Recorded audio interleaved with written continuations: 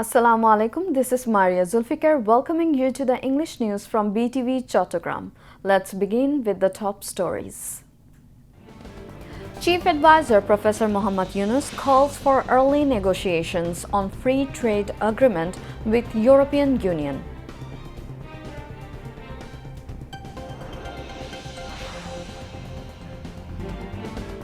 Fair election possible as law and order situation satisfactory, says Home Affairs Advisor.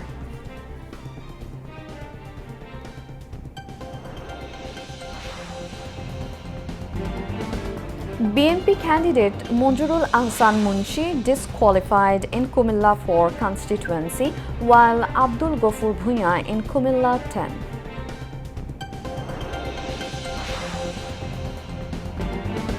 Verdict in burning of 6 bodies in Ashulia case during July uprising set on February 5.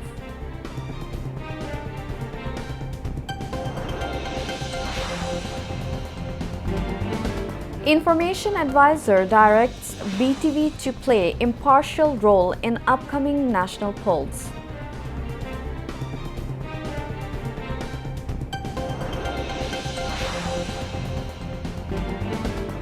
At least 17 security officials and 31 civilians killed as armed men launch coordinated attacks across Balochistan in Pakistan.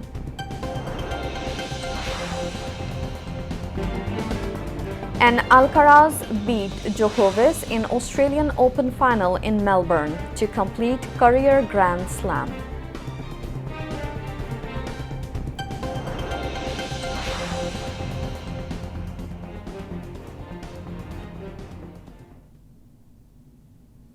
Viewers, those were the top stories. Now moving on to the details. Chief Adviser Professor Muhammad Yunus called for an early start to free trade agreement FTA negotiations with the European Union, stressing the need to safeguard Bangladesh's trade preferences in its largest export market once the current duty-free access expires in the coming years. The Chief Advisor made the call during a courtesy call by Nuria Lopez, chairperson of the European Chamber of Commerce in Bangladesh, Eurocham, at the State Guest House Jamuna in the capital today. Michael Miller, the European Union's ambassador to Bangladesh, took part in the meeting. During the discussion, they discussed the need to accelerate European investment in Bangladesh, how to ensure smooth trade relations between Bangladesh and the European Union, and the need for further reforms to improve the country's business climate.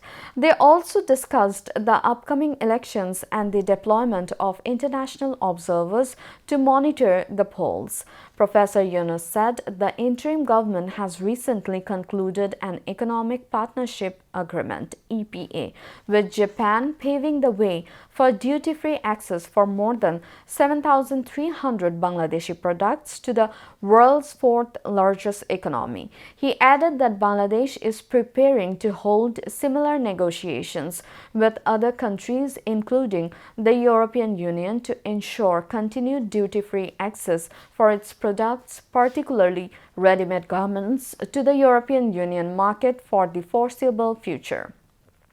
Eurocham chairperson Nuria Lopez said Bangladesh needs to begin FTA negotiations urgently, as the country may lose its existing trade preferences in the European Union, its largest export destination after graduating from least developed country LDC status.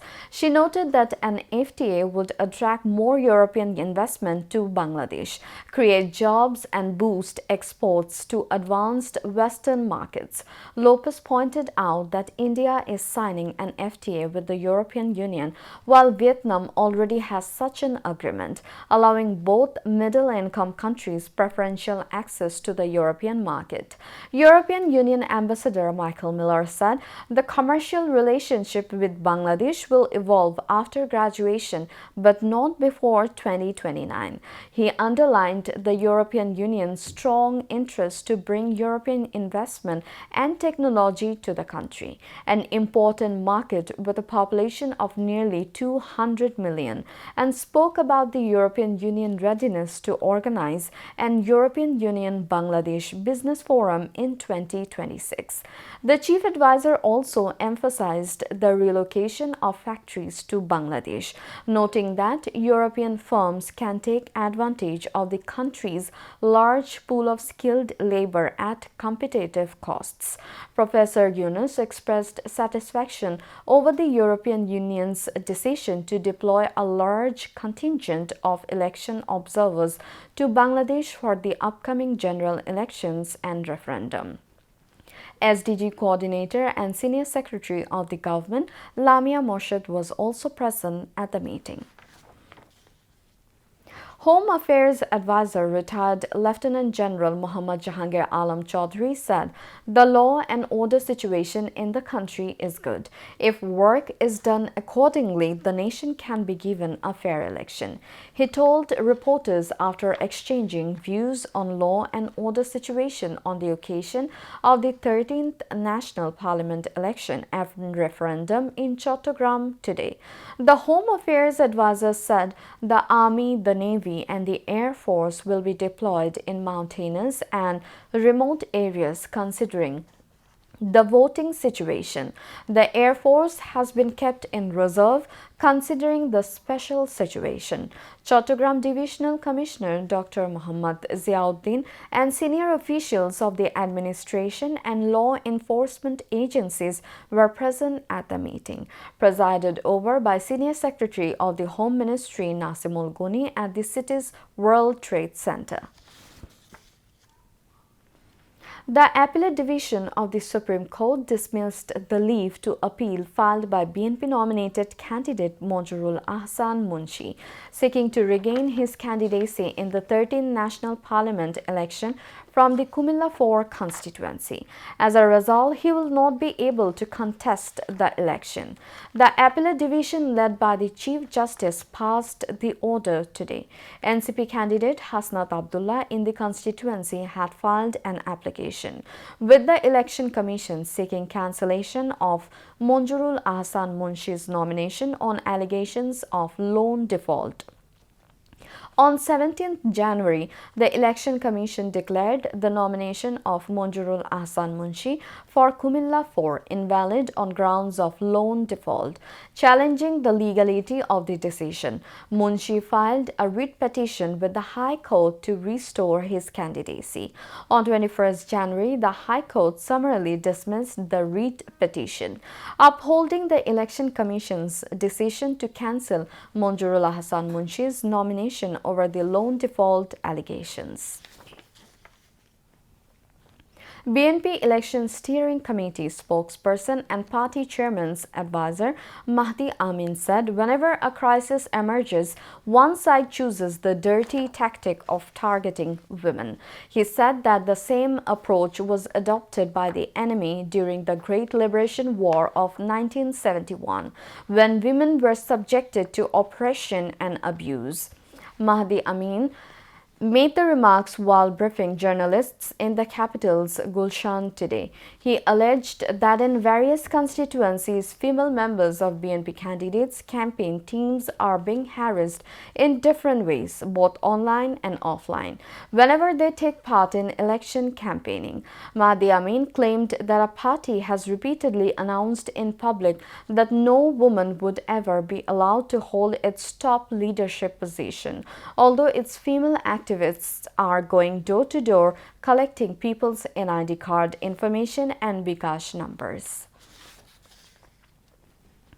The verdict in the case over the killing of 7 people, including the burning of 6 bodies in Ashulia during the July mass uprising, will be delivered on February 5.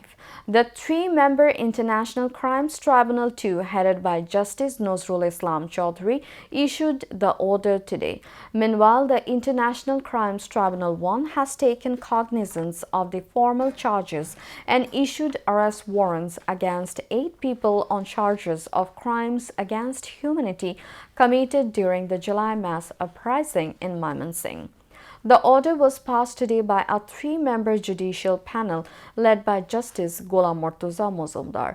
In another development, the same tribunal has taken cognizance of formal charges and issued arrest warrants against 9 accused in connection with crimes against humanity involving false cases and torture in Joshua in 2016. The next hearings in these two cases are scheduled for February 16. Later, Chief Prosecutor Muhammad Tajul Islam briefed journalists, saying the Ashulia killings were among the most brutal incidents in the history of humanity, and that the prosecution is seeking the maximum punishment for those involved. Meanwhile, at Tribunal 1, the fifth day of witness testimonies is underway in the case concerning enforced disappearances and torture at the Joint Interrogation Cell during the Awami League regime, involving Sheikh Hasina and military officials among 13 accused. In addition, the tribunal has scheduled the next round of witness testimonies for tomorrow in the case related to enforced disappearances and torture at the RAB TFI cell. The tribunal is also currently conducting trials in 2 more cases. At the same time, at Tribunal 2, witness testimonies were heard in the case against Jashut President Hassanul Haq Inu, who faces 8 specific charges, including the killing of 6 people in Kushtia during the July mass uprising. Another case is also under trial at the same tribunal. In the morning, a total of 26 individuals, including 13 arrested military officers and Hassanul Haq Inu, were produced before the tribunals in connection with these cases. Information and Broadcasting Advisor Sayyida Rizwana Hassan called for maintaining neutrality in the broadcast of news and programs during the upcoming National Parliament elections. She made the call today while visiting the Bangladesh television. BTV Director General Mahbubul Alam, along with senior officials of the state broadcaster, welcomed the advisor. The advisor said during the election period, utmost care must be taken so that no one can raise allegations of biasness based on any news or program. She noted that BTV is the public broadcaster for 18 crore people and emphasized the need to produce more modern and timely content in order to meet public expectations and remain competitive. During the visit, the information advisor toured various departments of BTV, including the newsroom, news studio, library, and auditorium. She also visited different parts of BTV that were damaged during the July uprising of 2024. Advisor Sayyida Rizwana Hassan said BTV must never again become a target of public anger, adding that she had come to assess what steps the government needs to take to transform BTV into a popular and trusted media outlet. Special Assistant to the Chief Advisor Monir Haider said referendum has been arranged so that no necessity for an uprising in Bangladesh is created and no mother has to lose her children again. He made this comment at a public awareness campaign meeting on the referendum at University of Chittagong today. He said the opportunity to form a new state according to the promise of change made in the July uprising cannot be missed. University Grants Commission member Professor Dr. Ayub Islam presided over, while University of Chittagong Vice Chancellor Professor Dr. Yahya Akhtar, Deputy Vice Chancellors Professor Dr. Muhammad Kamaluddin and Professor Dr. Shamimuddin, Rangamati University of Science and Technology Vice Chancellor Professor Atiyar Rahman, BGC Trust University Vice Chancellor Monjurul Kibriya, Julai Martyr Ridoy Turua's elder brother Golam Kibriya, July fighter Subha Hossain, and teachers and students from various universities addressed the occasions held at the auditorium of the Faculty of Sociology. Information and Broadcasting Secretary Mahbooba Farzana visited Bangladesh Television Chattogram Center, Bangladesh Btv-Chattogram Center, and the construction activities of the information complex of the Department of Mass Communication today. She visited the construction work of the new building of Bangladesh Television Chattogram Center in the morning. Bangladesh Television Chattogram Center General Manager Muhammad Imam Hussain and officials from various departments were present on the occasion. The Information and Broadcasting Secretary visited Bangladesh Btv-Chattogram Center in the afternoon. During her visit, she inspected the modernization and digital broadcasting office construction project of the center. Bangladesh Btv Director General ASM Zahid and officials of the Chattogram Center were present on the occasion. Later, the Information and Broadcasting Secretary visited the construction work of the information complex under implementation by the Department of Mass Communication at Mansurabad area of Chattogram City. Director General of the Department of Mass Communication, Mohammad Abdul Jalil, was present at this time. Now, international news.